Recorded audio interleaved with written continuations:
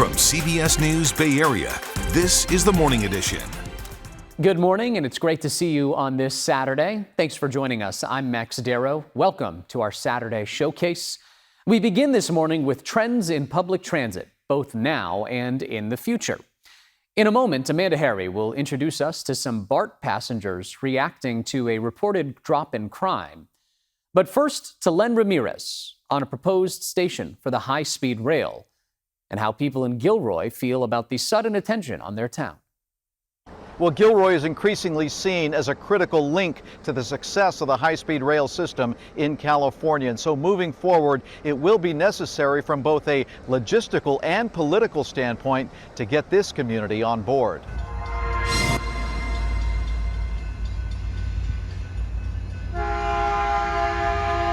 This Caltrain commuter train pulls into downtown Gilroy like it does every day. But in the not-so-distant future, these same tracks might carry something much faster, California's high-speed rail. For local barber Christian Mondragon, that future is pulling in fast, just like the trains that pass right behind his shop every day. Right here. Oh, pretty close. Oh, so we hear the train every day. Christian is a third-generation barber in town, and the family's business roots stretch back 70 years. He wants to stay in business for the long term and sees opportunity and challenges ahead, being on the tracks and a block from the proposed new station. I'm excited for it, keeping the positivity up, and taking the precaution to keep my customers satisfied and everybody to arrive over here without, obstacles and stuff like that. Gilroy is poised to become the critical link in high-speed rail, a junction connecting the Bay Area to the Central Valley and Southern California. The plan is for high-speed rail to tunnel under the Pacheco Pass and meet Caltrain here, allowing seamless transfers into Silicon Valley. Gilroy is a linchpin right now. When we get to that point, I think we'll know we have arrived at a very significant place. But State Senator Dave Cortese says getting it right is proving difficult. High-speed rail is grappling with delays, rising costs, and even a loss of federal funding under the Trump administration. $33 billion was the original price tag with a 2020 completion goal. But it now could cost $128 billion with full build-out pushed into the 2030s. With uncertain funding, state and rail officials say private investment is vital to keep the project moving. The right kind of development in those areas can generate not only jobs and prosperity, but actually throw off what we call exaction money or contributions to the high-speed rail itself. So all of that is coming together at a good time, but we have a lot of work to do to pull it off. With so many challenges now facing California, some question whether it's still worth it. I think people just want to know where the money is going. Where is it gone? Others are counting on the economic impact to the area, including 15,000 construction jobs statewide. Not everyone can work behind a desk and in high tech. We still need blue-collar workers, and it's not, it's a good job. For decades, Gilroy's identity has been rooted in garlic, a point of pride for the community. But it may one day get a second claim to fame, a hub for high-speed rail. I'm looking forward to the bullet train, though. I'm looking forward to the train. Should be good. It's a small town that can play a huge role in bridging regions of California, but spanning the funding gaps remain an unsolved challenge, pushing the start of this critical link further down the line. New data from BART police shows a drop in violent crime in the first 7 months of the year when compared to the same time period last year. Amanda Harry asked some commuters if they actually feel safer. As more people head back to the office and utilize BART, one question always comes up. Is it safe? I've never had an issue on BART. Carson Singer has been using BART to get around since he was 12 years old. He's now 24 and has never felt unsafe. New data supports his feelings. A BART Police Department report highlights significant drops in most categories of violent crime and property crime. Singer says lately, he's noticed even more precautions. Definitely seeing more officers. I also feel like having the new gates where everyone has to pay for sure helps with that as well. BART is in the process of installing new fare gates at all 50 stations that make it more difficult to push or jump through compared to the old gates. Though we've observed some riders still find ways to get through. Singer believes the gates have contributed to fewer people creating safety hazards, but incidents still happen. BART rider Matthew Costa takes the train nearly every day. A few months ago, he became a victim. Someone pulled a knife on me back in one of the stations in Oakland on my way back to the city. And I stood my ground and said, come on, you're gonna stab me, stab me. I didn't run, I didn't show fear, and they put the knife back. And then I called the BART police on the train. Costa says BART police responded quickly and removed the person. They did. They definitely did make me feel safer, and I called them right away when that happened. That's an example of one of the crime categories that hasn't improved: assault. Aggravated assaults remain stable. Simple assaults, which are a lesser physical attack that doesn't constitute battery, went up. BART Police Chief Kevin Franklin says they're focusing on that. There are still, a few assaults occurring out in the system. I think it reflects some of the, issues that are occurring in the stations around our system or in the areas around our stations. And that's always an area that I want to work on. If a crime does occur, Franklin wants to solve it quickly. We have over 4,000 cameras out in our system. So when these incidents occur, if we're not already there, we've got great sources of evidence to really run down every lead that we possibly can and hold people accountable for it. He's also working on hiring more officers. The BART Police Department currently has 21 vacancies. He believes filling those gaps will help continue to lower the numbers. But for riders like Singer, he's not concerned and recommends BART. Don't listen to fear mongering, just use it yourself. We have made it to Labor Day weekend, also college football kickoff weekend. It's exciting for a lot of us, and temperatures are going to heat up. We're talking about highs running about 6 to 12 degrees above normal, near 70 even at the coast. A mix of 70s and 80s around the bay with a mix of 80s, 90s, and even some low 100s farther inland. The hottest spots topping 100 degrees from Antioch to up to Fairfield and around Brentwood as well. But records look like they're going to remain out of reach. Even Livermore, closest approach to a record, falling about 6 degrees short. Coming up after the break, San Jose steps up the fight against urban blight with steep new penalties against property owners. We'll hear from neighbors who say it is about time. Plus, an event today in Pacifica seeks to boost support for people trying to overcome substance abuse and addiction. A live conversation with one of the organizers.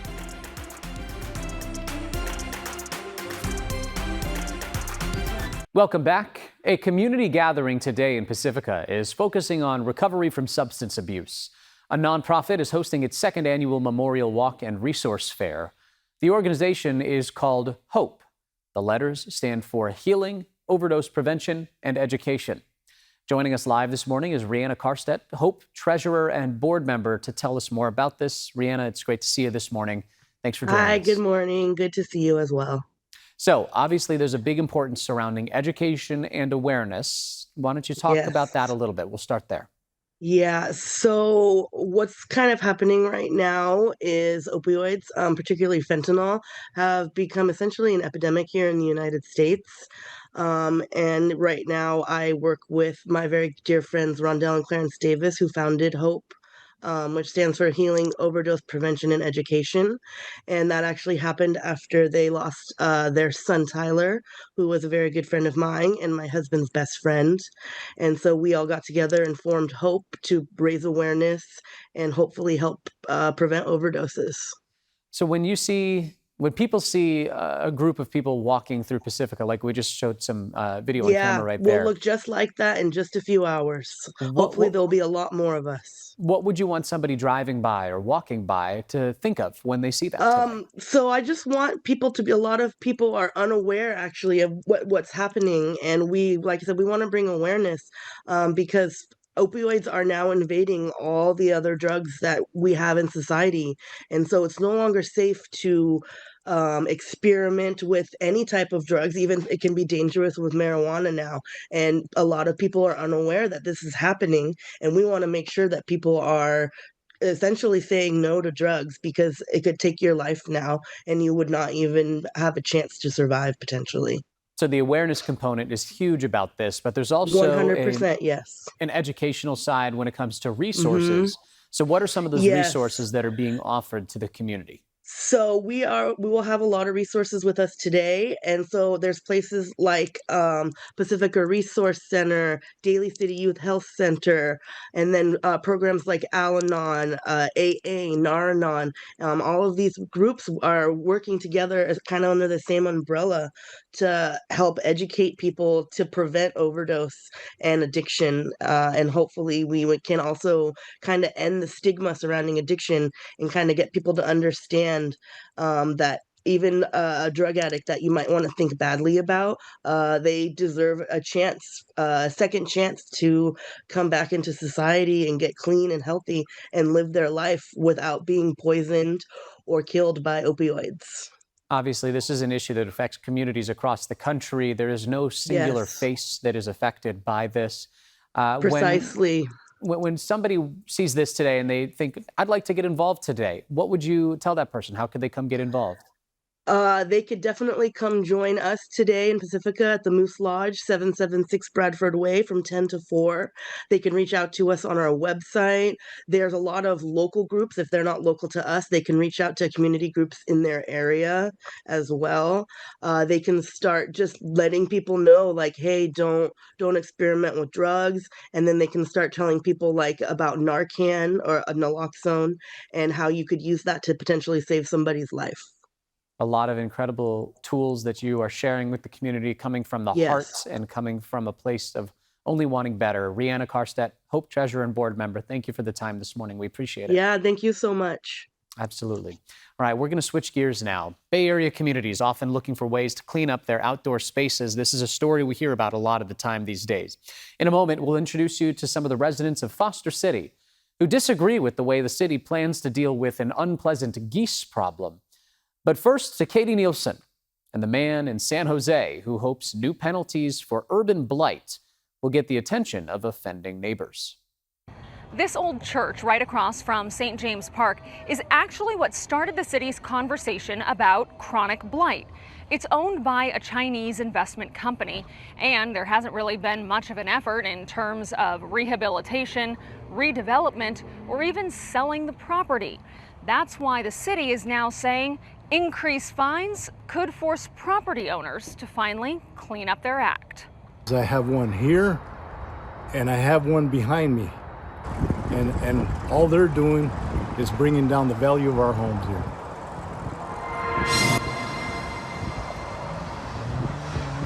Longtime San Jose resident John Ray Tapia says he is surrounded by blight. There's an abandoned house that's boarded up on the backside of his property, and there's also a burned out home next door. He says it was once abandoned and boarded up as well, but he says unhoused residents moved in and accidentally set it on fire about 3 years ago. I'd like to see them fix it up and someone else using it. Tapia says he even offered to buy the property from the owner, but the owner refused to sell, instead leaving it exactly as it is for years. It's unsightly and it doesn't look good for the neighborhood. That's why the San Jose City Council decided to increase the fines for property owners who refuse to clean up their lots to a maximum of $10,000 a day or a maximum of $500,000 a year, the highest fine amount in the state. We are, already hurling fines at them, but a lot of these individuals, property owners, are quite wealthy or they live overseas. And so they treat these minor fines as essentially a cost of doing business. Councilmember Ortiz says many of the issues are happening in his district of East San Jose, but there are sites all over the city that are chronic eyesores. If you don't want to maintain your property and you're okay with having blighted buildings and fires and trash, we're going to push you to sell it to somebody else who will maintain it and make use of it. We need housing, we want jobs. Lifelong San Jose resident Robert Tenori agrees and says the former Church of Christ scientist should be first on the city's list. The property was left abandoned for years after a failed restoration plan. There's plenty of people that could benefit from this being restored and improved upon, and for decades it seems now it's just been neglected. Councilmember Ortiz says this really is supposed to be a tool of last resort for chronic offenders. He said the intention is not to penalize property owners who might be having a temporary problem.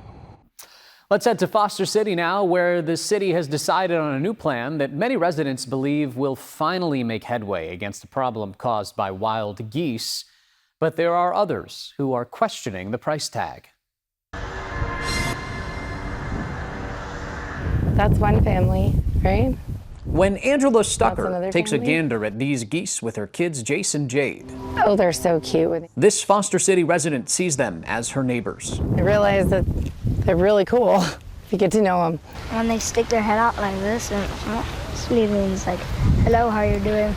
The Stuckers leave them be. And then that one right there is just minding his own business and just eating his grass. But many of their neighbors have a problem with what happens after the geese eat the grass.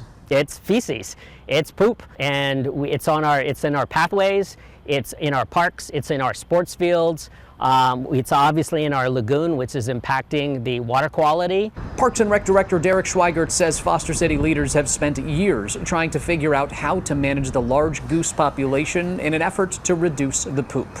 Past city leaders said strategies like fogging, egg addling, lasers, and more just didn't work. In isolation, they're not very effective. The geese adapt very quickly. So, a previous iteration of the city council said they'd acquire federal permits to kill up to 100 geese. After public outcry, they backed off. And now, Schweigert says the city has a $400,000 plan that he thinks will finally work, that will also work for the bulk of the Foster City community. It is focused on habitat modification, which is removing food source from the geese, changing and adapting the environment that is very attractive to them here in Foster City. And that's a long-term solution, but in the meantime, we are going to condition the geese to not be here in Foster City, make this a less attractive space for them. The strategy will involve drones, dogs, lasers, and more, many of the tools they've used in the past. Only this time, Schweigert says they will be used simultaneously. It's one thing to come out and say, we tried this activity, we tried this mitigation measure.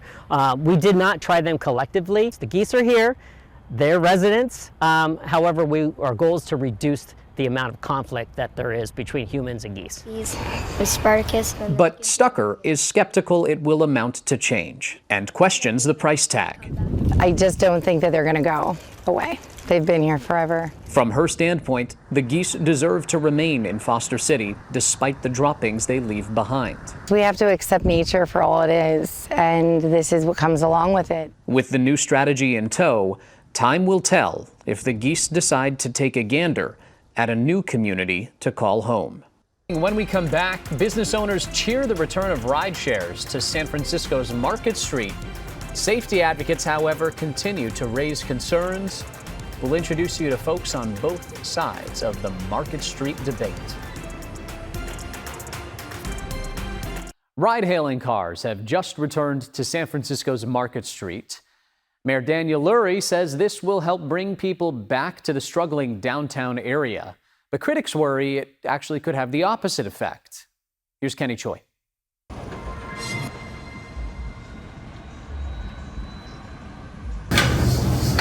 Nadine Ramnandana is back in the kitchen, not by choice, but necessity. Business is better at the Old Siam restaurant these days, but she and her son still don't have enough customers to hire more cooks like they used to.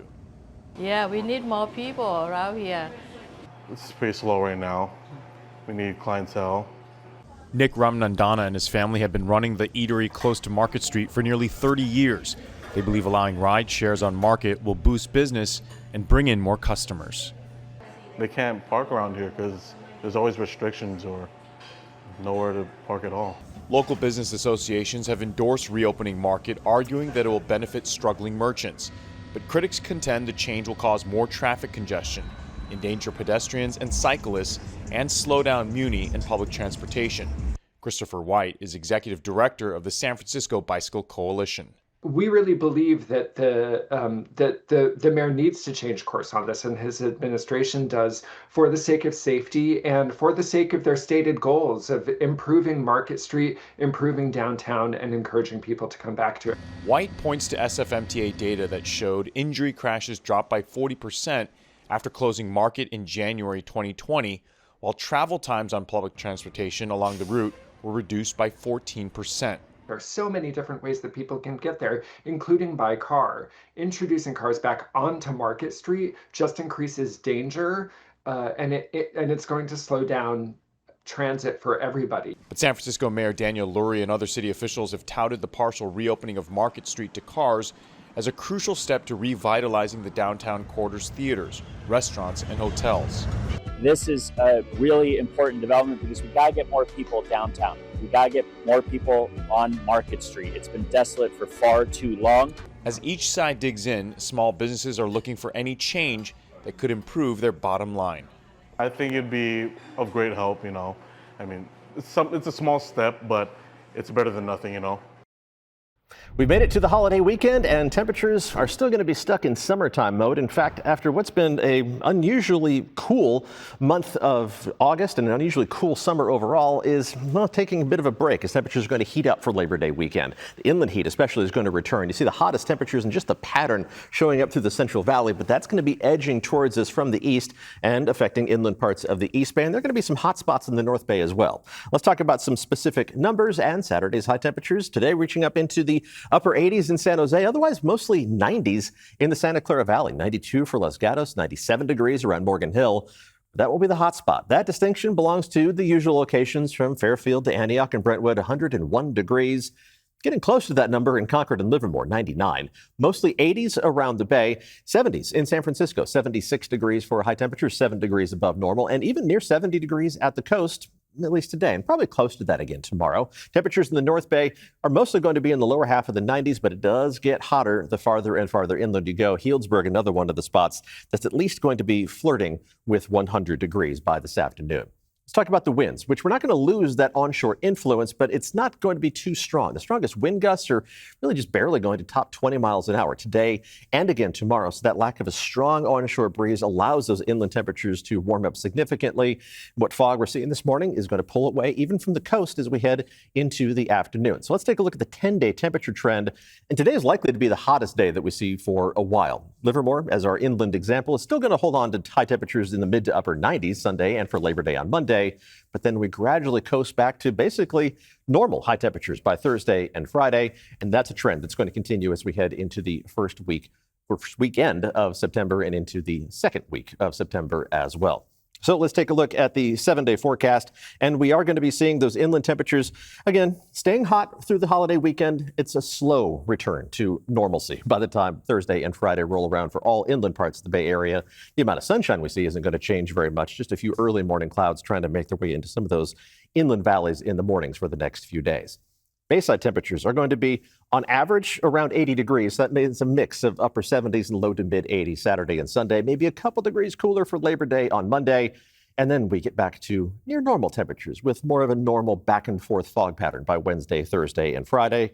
And if we're seeing back and forth fog around the Bay, that means the fog is going to be just back along the coast. Temperatures aren't going to change a whole lot, but near 70 degrees both today and tomorrow, and still in the mid 60s Monday and Tuesday.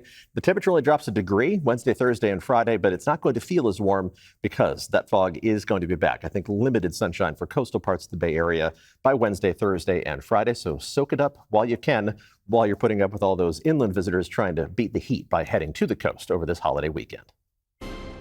Coming up after the break, they've been turned away from permanent housing for either making too much or for making too little.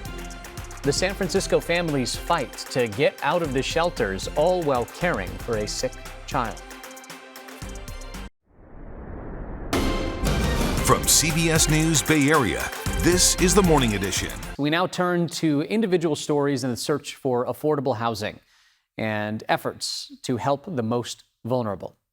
In a moment, Amanda Harry will introduce us to a formerly unhoused person who is sizing up a new initiative in Oakland. But first, to Lauren Toms and a San Francisco family that is facing multiple challenges. Samara, se puede, se puede. Maria Zavala spends her days locked between fighting for housing and at her 7-year-old daughter Samara's hospital bedside. Today, she is walking through the streets of the Mission, demanding the city invest more in securing permanent housing for low-income families like hers. This system is a mockery and plays with our mental health constantly. I ask myself today, who is San Francisco a sanctuary city for? If we are constantly being exposed to another type of deportation. Maria and her family have been living in temporary city shelters. She's fought previous evictions and says she continues to be told by the city that her husband, a sanitation worker, either makes too much or too little to qualify for permanent housing. We first spoke with Maria and her husband, Jose, back in April when they fought the city's eviction policy and won more time for families like hers in shelters. But now she faces San Francisco's housing placement system, which uses a shifting needs-based preference score calculated by a database, which depends on income, special circumstances like disabilities, and how long a family has been displaced. Sin embargo, a pesar de su condición, that before my daughter Samara's surgeries, I had a score of 95. And currently, after her multiple surgeries, we inexplicably dropped to a score of 75 without any specific reason. According to the city's housing department, families with higher scores and therefore higher risks often get placed in permanent housing sooner. But all applicants are matched with services, although housing is never guaranteed. Spokesperson Emily Cohen says their goal is to place all families into long-term solutions, but housing resources remain scarce. And while permanent supportive housing is a critical tool, its limited availability prevents it from being offered to every family. Maria was joined by dozens of supporters as she walked to her local check-in site, only to be told there was no updated information available for her family. Frustrada? She tells me she's frustrated and disappointed that they aren't serving, but they always help out. They just don't want to, she says. But she'll be back bright and early tomorrow morning. The stakes are high. The latest city data from 2024 shows more than 400 families are experiencing homelessness, nearly double the number in 2022. Even if the city's housing resources are limited, Maria says temporary shelter is no place for her special needs daughter Samara's recovery. No pido riquezas. I'm not asking for riches or luxury or anything for free. We need these case evaluations to be carried out by a thinking, rational human being. Oakland Mayor Barbara Lee is rolling out a new initiative to try and reduce homelessness.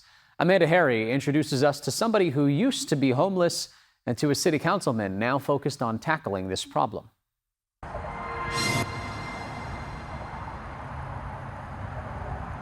Mayor Barbara Lee is working to end the homelessness crisis in Oakland for good.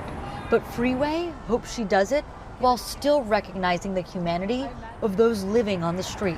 I'm really hopeful that she will continue to put the voices of the most impacted first and foremost.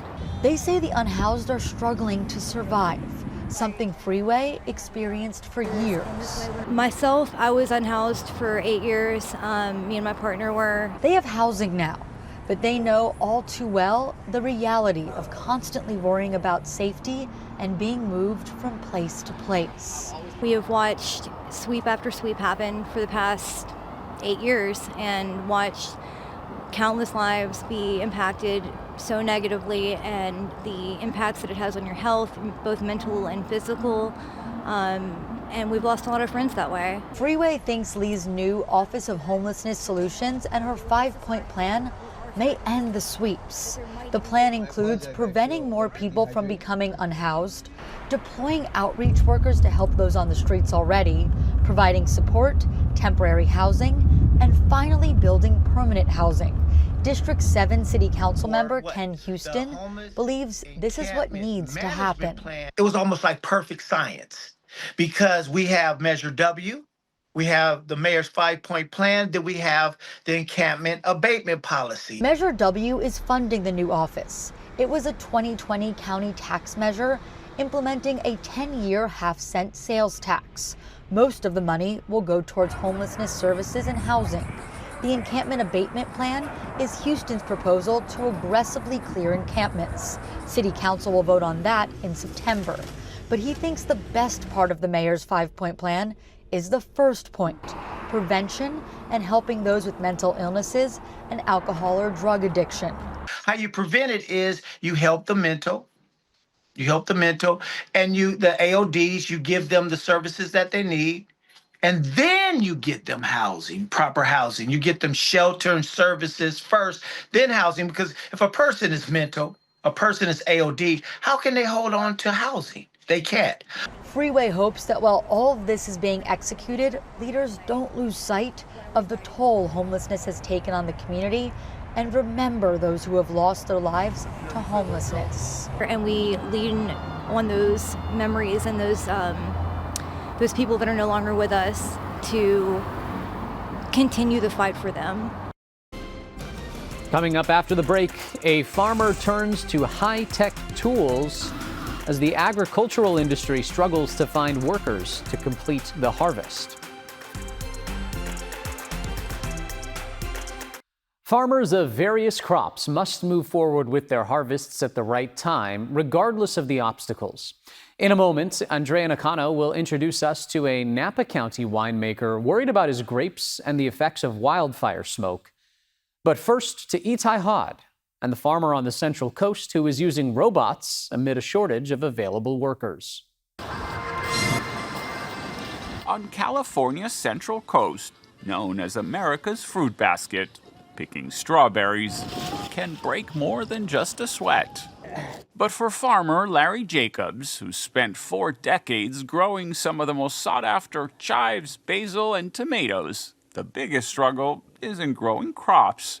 It's finding enough hands to work the fields, a challenge made even harder by recent immigration raids. We've had some people who resign because of the changes. Say, hey, we're just going to go back to Mexico. Because they're too afraid? Yeah, yes.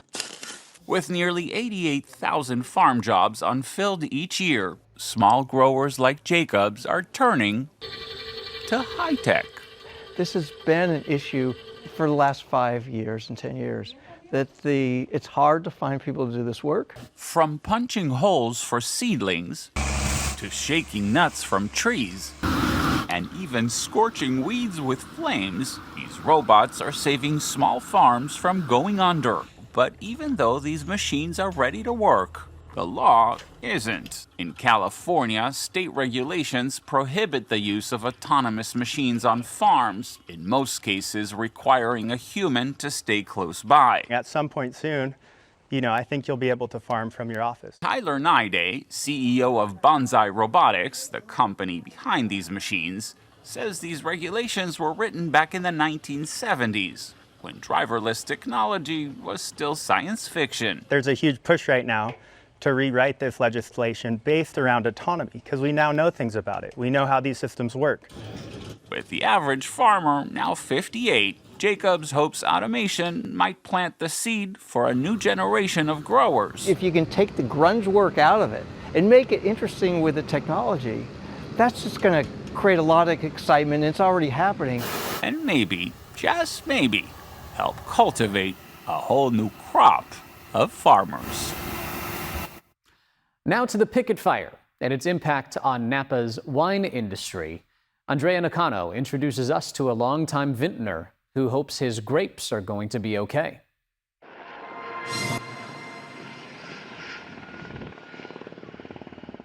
While fire crews are getting the upper hand on the picket fire, the damage it left behind is devastating for Napa County's wine industry. Bruce Regalia knows exactly what flames and smoke can do to grapes. I think about years past when we lost all our fruit, so there was years where we had so much smoke that we didn't harvest any fruit. Regalia has been making wines for more than 30 years. He's hoping this year's crop will be okay since Wild Diamond Vineyards is well north of the picket fire.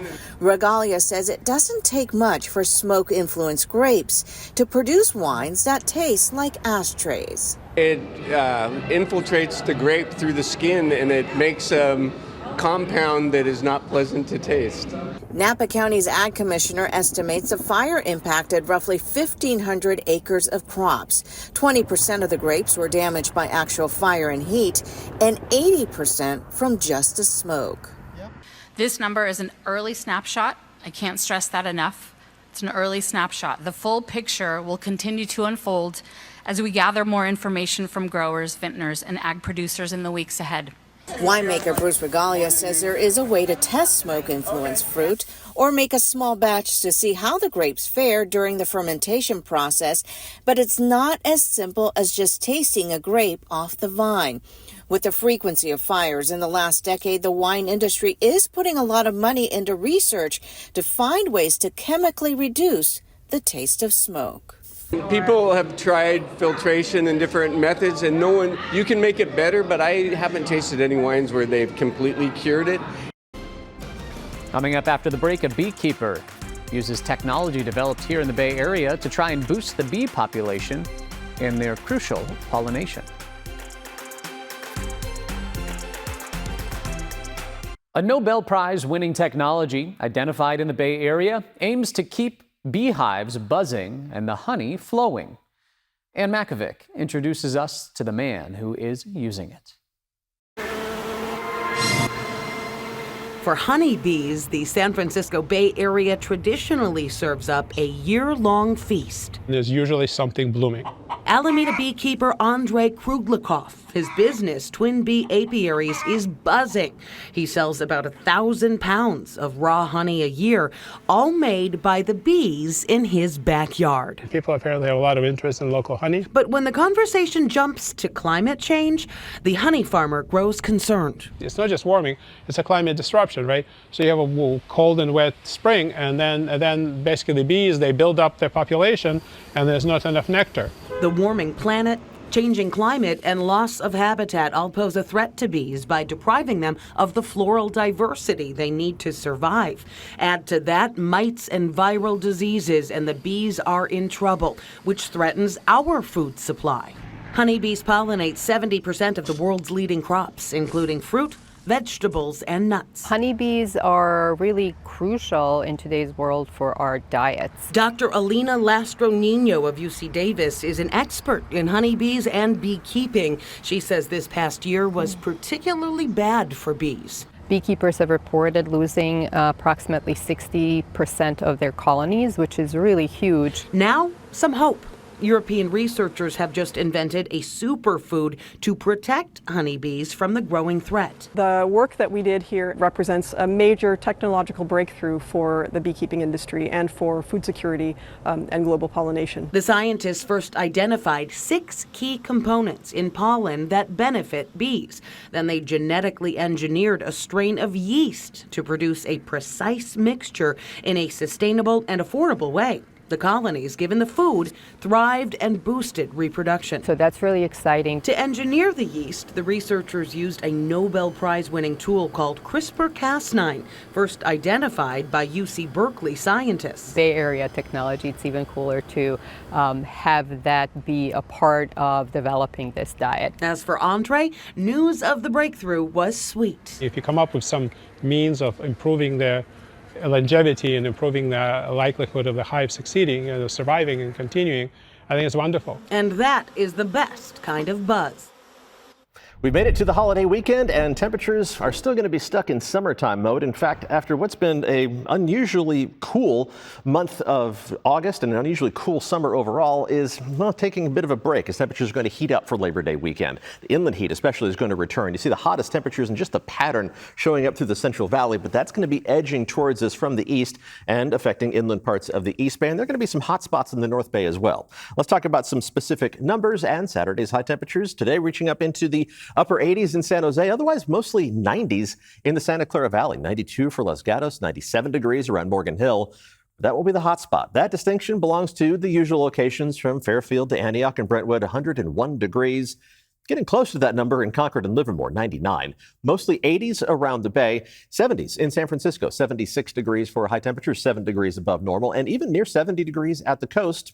at least today, and probably close to that again tomorrow. Temperatures in the North Bay are mostly going to be in the lower half of the 90s, but it does get hotter the farther and farther inland you go. Healdsburg, another one of the spots that's at least going to be flirting with 100 degrees by this afternoon.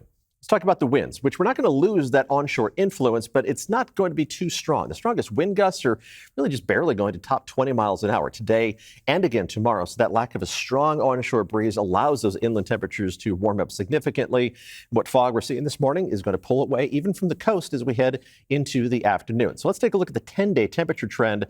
And today is likely to be the hottest day that we see for a while. Livermore, as our inland example, is still going to hold on to high temperatures in the mid to upper 90s Sunday and for Labor Day on Monday. But then we gradually coast back to basically normal high temperatures by Thursday and Friday. And that's a trend that's going to continue as we head into the first weekend of September and into the second week of September as well. So let's take a look at the 7-day forecast. And we are going to be seeing those inland temperatures, again, staying hot through the holiday weekend. It's a slow return to normalcy by the time Thursday and Friday roll around for all inland parts of the Bay Area.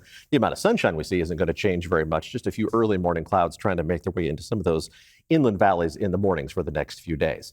Bayside temperatures are going to be, on average, around 80 degrees. That means a mix of upper 70s and low to mid 80s Saturday and Sunday. Maybe a couple degrees cooler for Labor Day on Monday. And then we get back to near normal temperatures with more of a normal back and forth fog pattern by Wednesday, Thursday, and Friday. And if we're seeing back and forth fog around the Bay, that means the fog is going to be just back along the coast. Temperatures aren't going to change a whole lot, but near 70 degrees both today and tomorrow, and still in the mid 60s Monday and Tuesday. The temperature only drops a degree Wednesday, Thursday, and Friday, but it's not going to feel as warm because that fog is going to be back. I think limited sunshine for coastal parts of the Bay Area by Wednesday, Thursday, and Friday. So soak it up while you can, while you're putting up with all those inland visitors trying to beat the heat by heading to the coast over this holiday weekend. Coming up, we venture onto San Francisco Bay to meet the lighthouse keepers fighting to save a historic facility. Island living in the San Francisco Bay. Paradise isn't the word that comes to mind, however. Brian Hackney talks with the caretakers of a lighthouse with an uncertain future. Meet Danielle Levine and Ray Colvin. We run in out of a Victorian mansion that's a lighthouse on a tiny rock in the middle of the bay. That tiny rock is East Brother Island, just off the entrance to San Pablo Bay, home to the oldest wooden lighthouse still operating on the West Coast, where you'll find one of the most unusual bed and breakfasts in North America, and a problem that threatens to shut the whole thing down for good. How do we get out there? In that little aluminum boat. This is Point San Pablo Harbor. A rare calm day. We're gonna get pretty fast here and it's gonna get really loud. How long is it going to take to get out there? About 10 minutes. It does take a little bit of an effort to get out here, but since 1980, 70,000 people have stayed here, including two of my very good friends. Hey, you guys. Hey, Brian, get up here. Ahoy! Okay, I'm coming! Finally! Look There who's you here. are. Liam Maklem and Tweed Blue, my old co-hosts. That was 14 years ago when we said goodbye to Eye on the Bay. And hello again to East Brother Light Station and the Inn, a registered historic landmark that the Coast Guard was once ready to demolish until Tom Butt stepped in. So, Tom, how long have you been involved with the lighthouse? I've been involved 46 years, over half my life. Wow. You must like it. I don't know what else to do. Tom's an architect and a lover of the light station since 1979. Back then I was young, and I wasn't near as smart as I am now. And they showed me this dilapidated island, and I said, you know, we can do this. His nonprofit restored the lighthouse into an operating B&B. How many rooms are there out here? There's 5 rooms. How much does it cost to stay here? $525 a night. Can we go take a look? Absolutely. Ray and Danielle are the innkeepers. Here we're coming into the parlor. And since the main house dates to 1873. No television, no phone line, no internet. And every room is named after what you can see outside the window. In this case, West Brother, which the birds and the seals love to hang out on. This is the Marin room. And this is the San Francisco room. And those are century plants, and they bloom approximately every 60 years.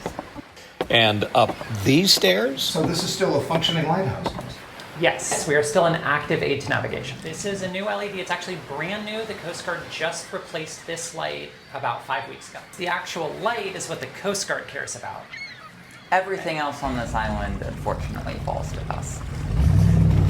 That includes bringing in all the supplies for about 40 guests a week, cooking 4-course meals nightly. The dining room. There's still a lot of dishes. And the burned out light bulbs, you have to change those too? Yep.